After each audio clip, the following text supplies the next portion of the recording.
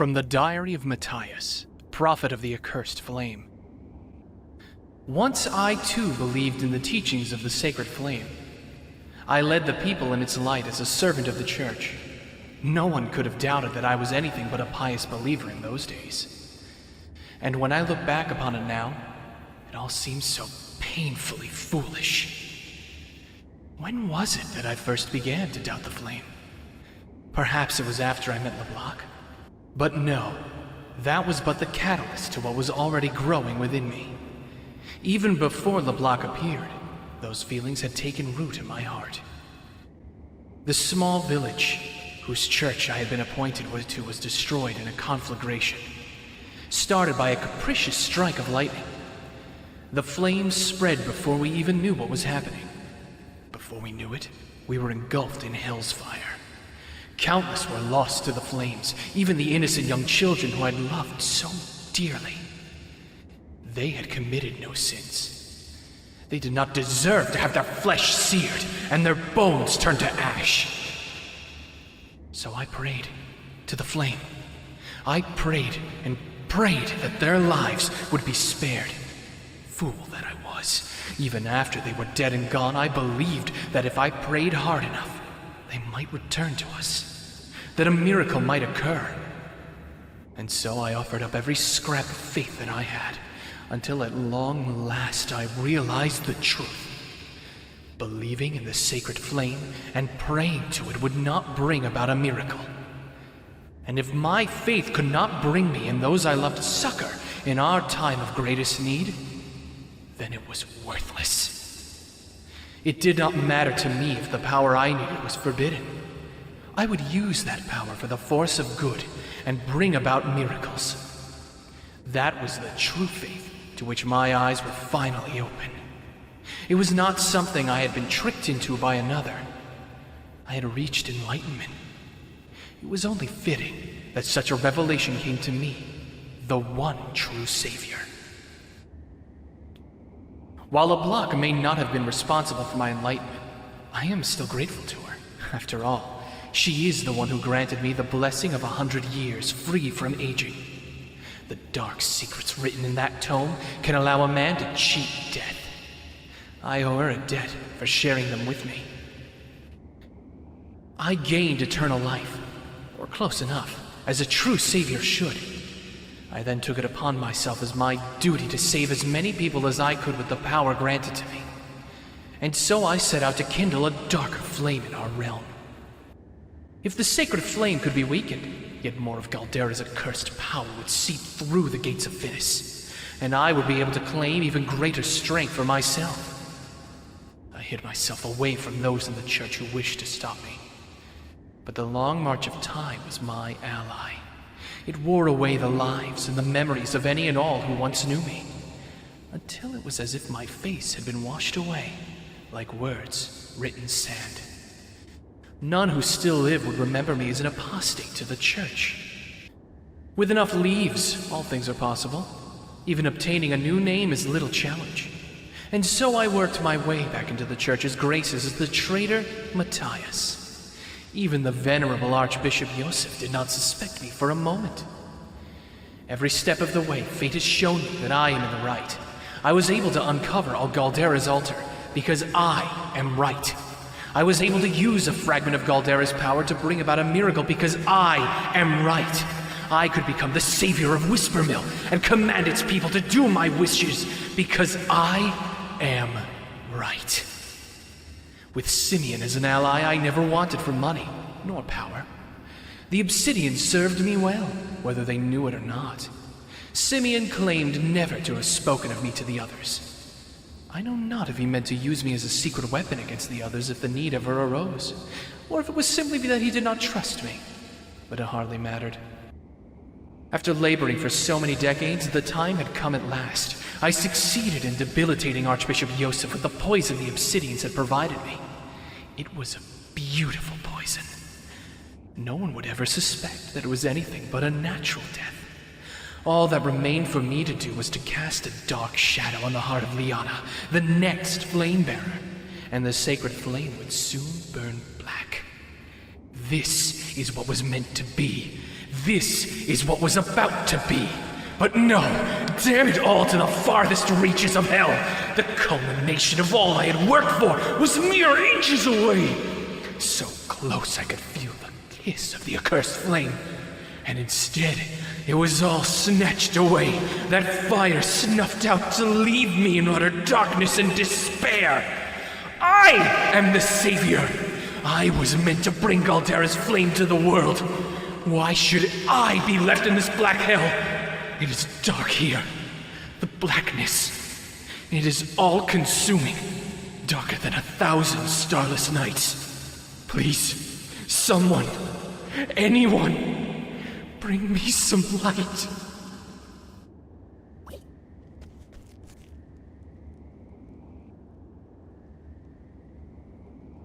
From the Diary of Headmaster Yvonne of the Royal Academy. It was 15 years ago when I first learned of that tome. The headmaster's chair was but a dream to me in those days. When my prized student Lucia brought a young woman to me, the woman told me that I was the best suited for the position of headmaster.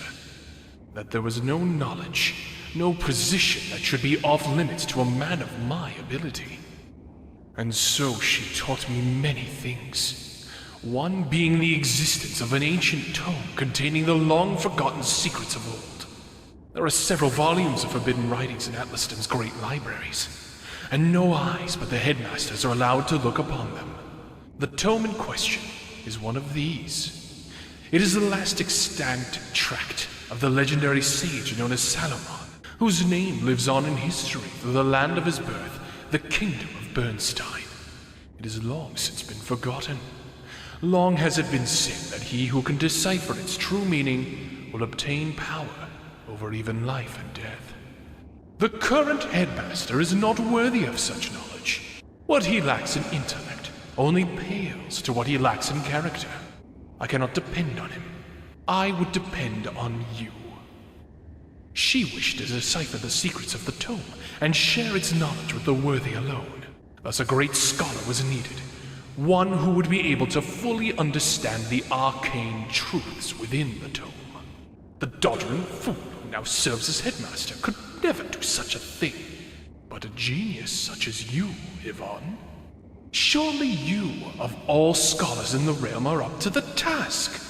Yes, that was how she persuaded me.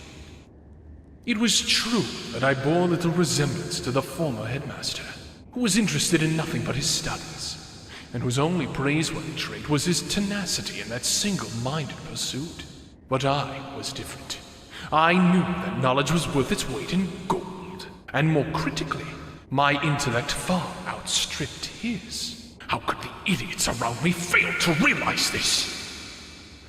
This woman told me that the then headmaster, holding a lofty office he had done so little to deserve, was tantamount to sin, and I agreed. When she asked me if I could remove him, I assured her that it would be the simplest of tasks. And so, I had him assassinated just as she wished, leaving not a trace of evidence behind to incriminate myself. Shortly after, I ascended to the headmaster's seat in his place. I encountered the strange woman only once more after that day. When I reported to her that I had murdered the former headmaster, she flashed a chilling smile and simply replied, "So you did." Then she walked away, never again to appear before me. Perhaps removing that man was all she wanted of me after all, I thought. It was no matter. The tome was in my grasp, and I immediately set myself to uncovering its secrets. All the rumors I had heard were true. It was a work of staggering genius. With Lucia as my assistant, I was able to obtain other rare and ancient texts from that woman, even if I never saw her again. Yes, everything was going just as I had planned, and power beyond the imagination was finally within my reach. How did it all come to this? Damn that accursed Lucia! Damn that heartless, conniving witch! How did I not see? She meant to use me from the very start. I was the one who unlocked the secrets. I who constructed the basic theories of how to effectively control life and death. And as soon as I had done that, she had no more need for me. That was why she gave me a flawed blood crystal and led Cyrus right to me, so that she could dispose of me without dirtying her own hands. You despicable, loathsome, hateful woman! Death has not cooled my fury, but only fueled it to greater heights. Curse you and that unholy witch you brought to my side! May the deceitful Lucia burn for all eternity! May the foul witch LeBlanc be banished beyond the farthest reaches of hell!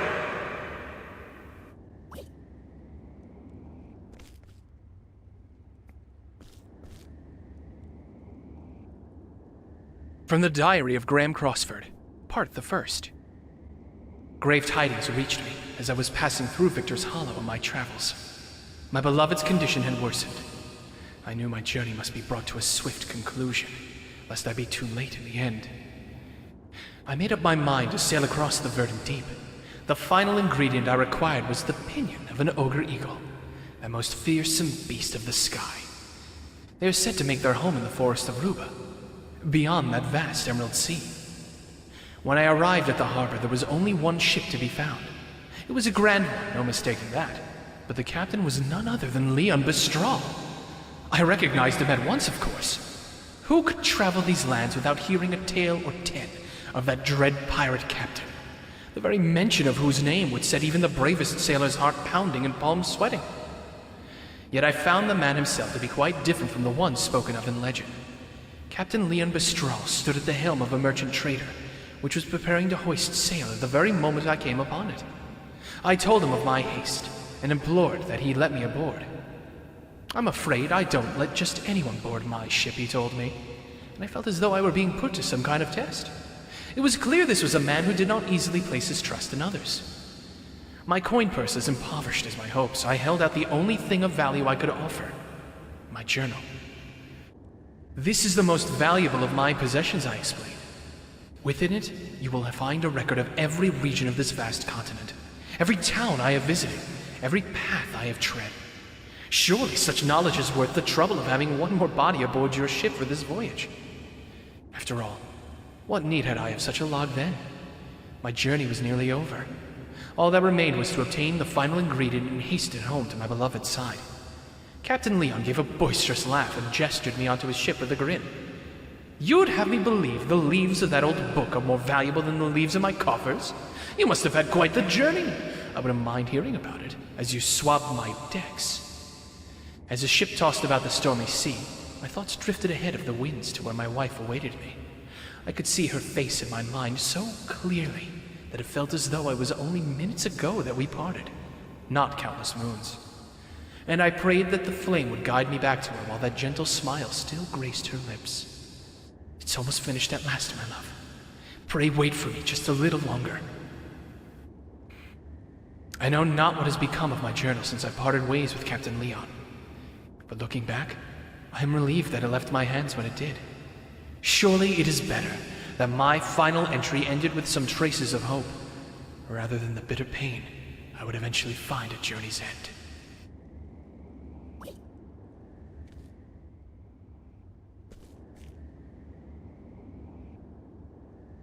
From the records of Lord Werner of Riverford. Hornburg will fall. I still remember her smile as she said the words. It was a score of years ago now, mayhap more. A simple sellsword I was then, when she came to me with a sack full of leaves and dark promise in her eyes. She knew as well as I did that I had far greater aspirations than selling my sword for coin. But coin would have to be a start, and what a start she offered me. Not only the leaves to free me from another man's employ, but as much as I asked for to invest in my plot and establish the connections I would need. The life I'd always dreamed of was finally in my grasp. I could use her. I could use her to get all that I'd ever wanted. Or so I thought. And so I took the girl up on her offer and began my plot to bring down an entire kingdom. I would need men if I were to accomplish anything. So I created my own sellsword company, the Black Brotherhood, I called them.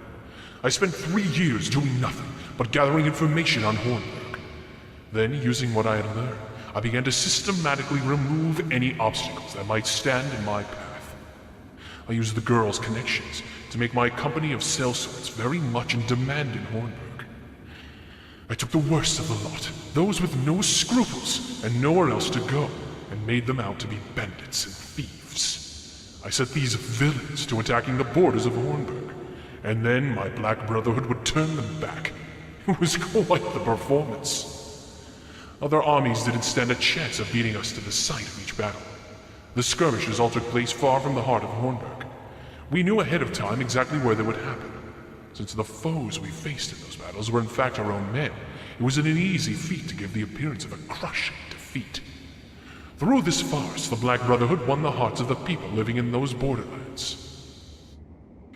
Ingraining myself with the families of these borderlands, I used their introductions to buy trust among many powerful houses of Hornburg. The tales of the Black Brotherhood I had spread throughout the realm by then, and I had used that woman's money freely to strengthen my ties to powerful men within Hornburg and without.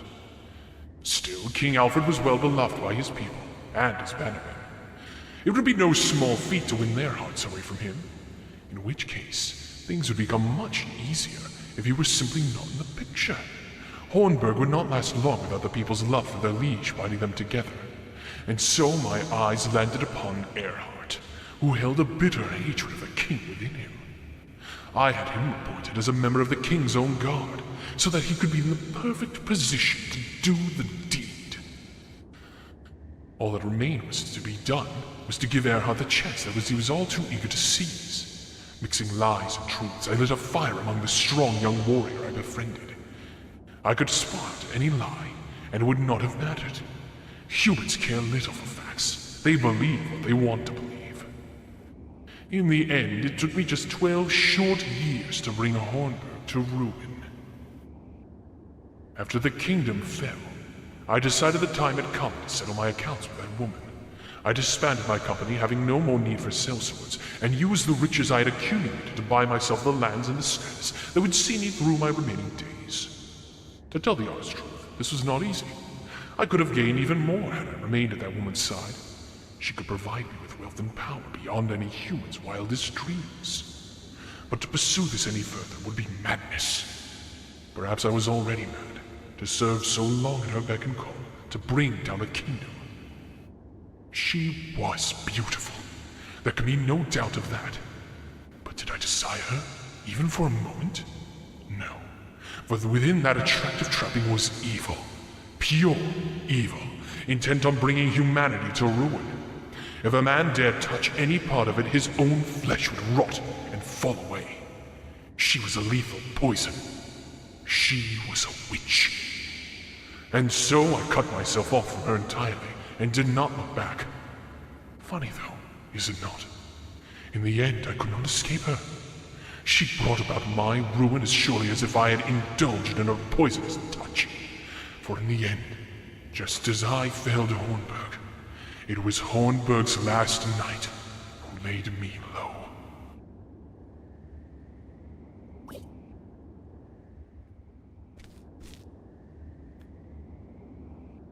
From the diary of Lord Geoffrey Azelhart.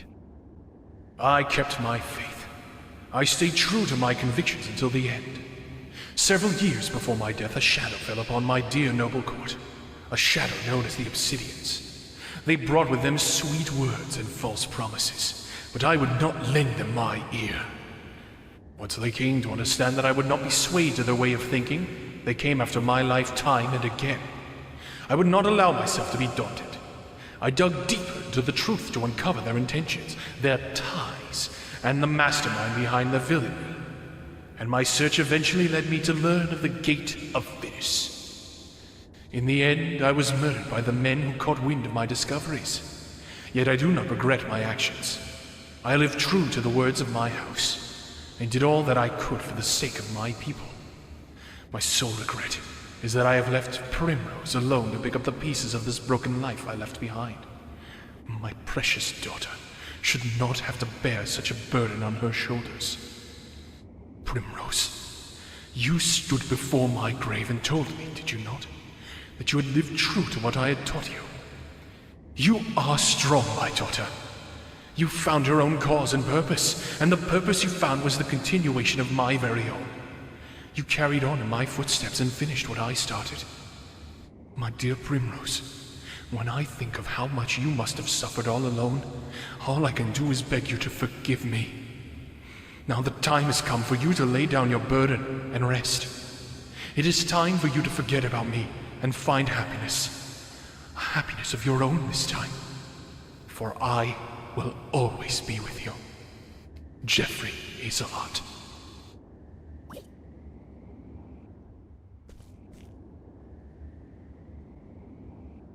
From the Diary of Graham Crossford, Part the Second. All hope was lost. My beloved was gone forever. I had finally finished the elixir, but it was too late. Mere days too late. My one true love had drawn her last breath, just as I was racing back to her side, medicine in hand and heart filled with renewed hope. For 3 days and 3 nights I lost myself in tears.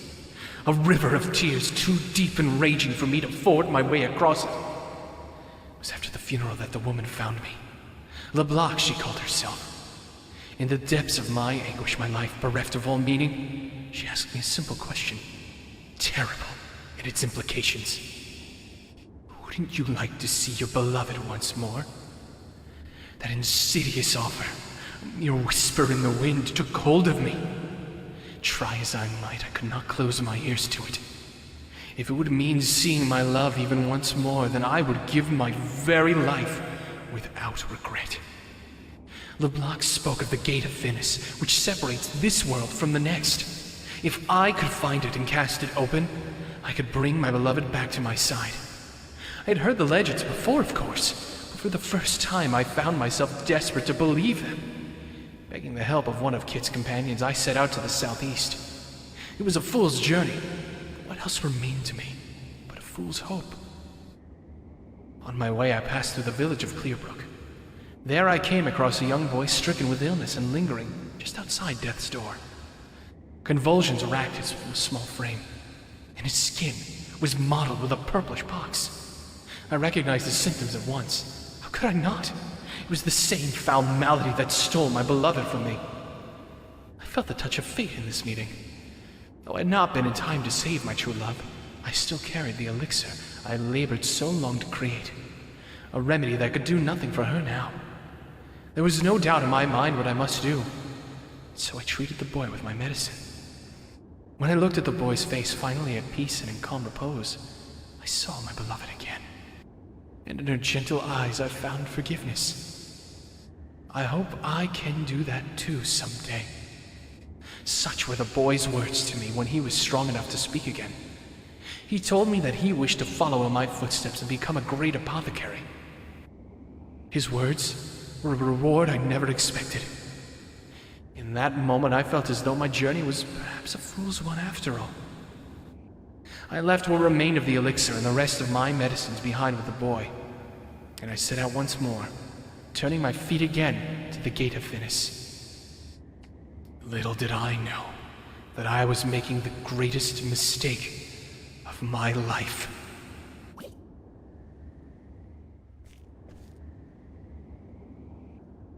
From the records of House Ravis. From the time of my first memories, I recall my father lecturing me on the origins of our house, on what it meant to be the head of House Ravis, and on what it was I must give my life to protect. My father had heard the same from his father, and his father from his father before him. The House of Ravis is blessed with many treasures, and many who covet them. To one born in the House of Ravis, such things are natural, and given as blue as the sky above us. We are blessed with great treasures, and it is our duty to protect those treasures from those who would use them for ill. And among all the treasures, there were none greater than the Dragonstones. The Dragonstones were bestowed upon the first Lord Ravis by the legendary King Beowulf I of Hornburg, and they have been passed down in our family ever since. The stones are said to have come from a land far to the east, and they are worth far more than their weight in gold. But that is not where their true value lies. A power sleeps within them, and it makes them valuable beyond mortal comprehension. For the name Dragonstone is no simple fancy. The stones house the power of the great worms whose name they bear.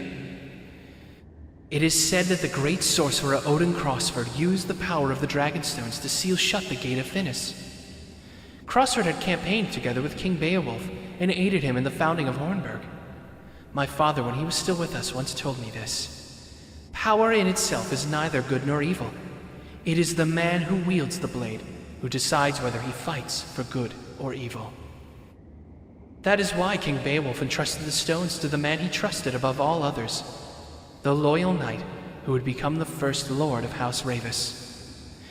Great power can bring about boundless good or unfathomable evil. It is the duty of our house to keep the Dragonstones safe and protect them from those who would wield them for dark ends. Yet given enough time, great power will always awaken a hunger in others who would claim it for themselves. Once the Dragonstones came to House Ravis, there was no end to those who lusted after them, not to mention our many other riches. Even kith and kin cannot be trusted to stand against such temptation. Once a rumor reached my ears that a suspicious party was inquiring into the whereabouts of the stones at the behest of my own relatives. It may be that those who sabotaged the carriage my wife and I were riding in did so at the bidding of my own blood. Oh, my poor Cordelia, what is to become of you? You are too gentle to ever doubt another. I fear that many will draw near to you cloaked in the guise of kindness and seek to deceive you. Cordelia, I can protect you no longer. No matter how I try to call out, my voice cannot reach you on the other side. Yet this I hope you know. Though a time may come when you are betrayed by one you trust, I believe your heart will not falter. You will not lose faith in your people. And this is for the best. For there are those truly worthy of your unwavering trust, and you will find them and keep them close at your side. I held on to such faith, and I was rewarded with a loyal companion worth 1,000 other men. Heathcote has been true to me in all things. Surely such a friend will also appear before you, one worthy of your faith. And so I beg of you, Cordelia, never stop believing in others, for it is this faith that will save you in the end.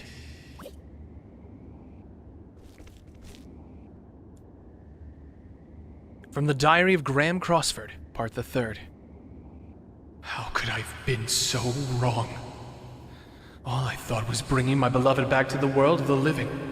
When LeBlanc told me such a thing could be done, I was all too willing to swallow her pretty words. The moment that I arrived before the gate, I felt a finger of ice run along my spine. Even if my mind had been too slow to recognize it, my very body was repelled by that gate. More precisely, by what lay beyond it. While I struggled to catch my breath, LeBlanc sketched out a magic circle on the ground with practiced ease. As she traced each twisted line and rune, her hand never faltered. How many times must she have prepared for this moment in her heart of hearts? It was at this moment that I realized just how she had longed for this moment. How fiercely she desired to see the dark ritual to completion. Only by this ritual may the gate be opened. It will not be pleasant for you, but you must bear it if you wish to see your beloved once more. So LeBlanc spoke as she led me to the center of the magic circle. As she began the ritual, the first thing I felt was a great pain that struck my entire body at once. It was followed by a strange sensation like nothing I had ever experienced. I felt myself stretching and swelling from the inside out. From the corner of my eye, I saw my own hand changing into something foreign and awful. And then the fear. LeBlanc watched my transformation with a glow in her eye. It was then I knew this ritual was not intended to open the gate and bring my wife back to me. Yes, I know what truly lies beyond the gate of Finis. That horror is what LeBlanc sought to bring back to our world. And I was to be the vessel. I would be lying if I said I had no idea this was coming.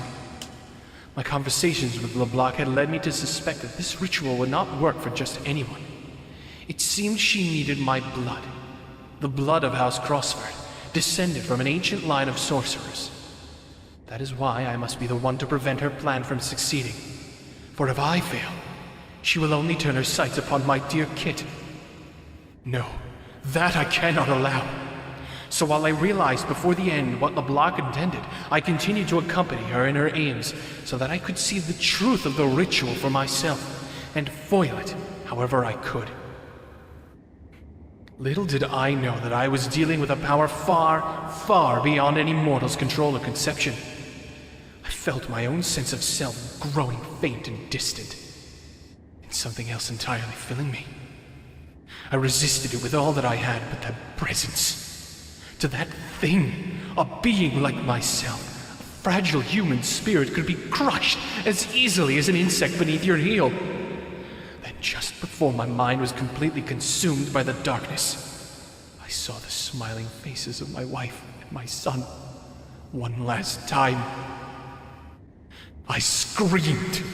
The memory of my wife gave me the power to resist at that last critical moment.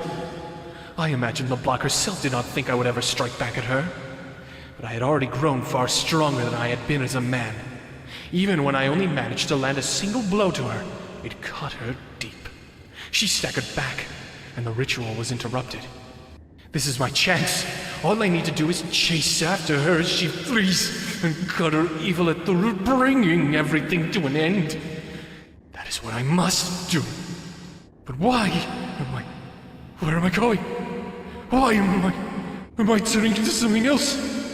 Something less and less human. And so I wander the land without aim. There are periods of time I cannot remember. I come back to myself surrounded by destruction. No memories, but I know it was me. These blackouts grow more frequent. They come for me now. No! Stay your hand. I'm no monster. I'm a man. I'm a man.